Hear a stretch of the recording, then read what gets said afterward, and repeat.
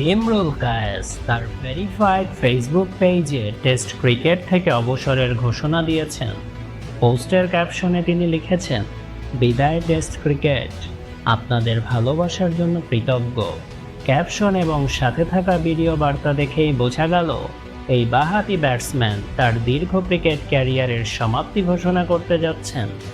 আগামী শনিবার অর্থাৎ 16ই নভেম্বর টেস্ট ও প্রথম শ্রেণীর ক্রিকেট থেকে আনুষ্ঠানিকভাবে অবসর নেবেন ইমরুল।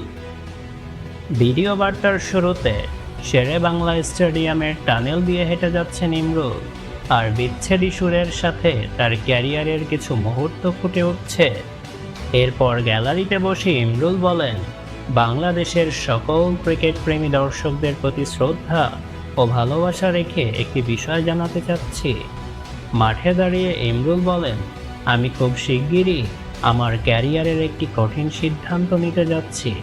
ড্রেসিং রুমে বসে তিনি আরও যোগ করেন, আমি আগামী 16ই নভেম্বর আমার টেস্ট ক্রিকেট ক্যারিয়ারের সমাপ্তি ঘোষণা করতে যাচ্ছি এবং সেই সঙ্গে প্রথম শ্রেণীর ক্যারিয়ারও এখানেই শেষ করছি।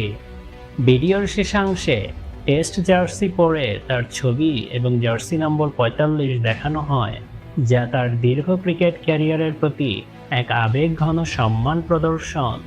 ইমরুল কায়েস বাংলাদেশ দলের হয়ে 39টি টেস্ট, 78টি ওয়ানডে এবং 14টি টি-20 খেলেছেন।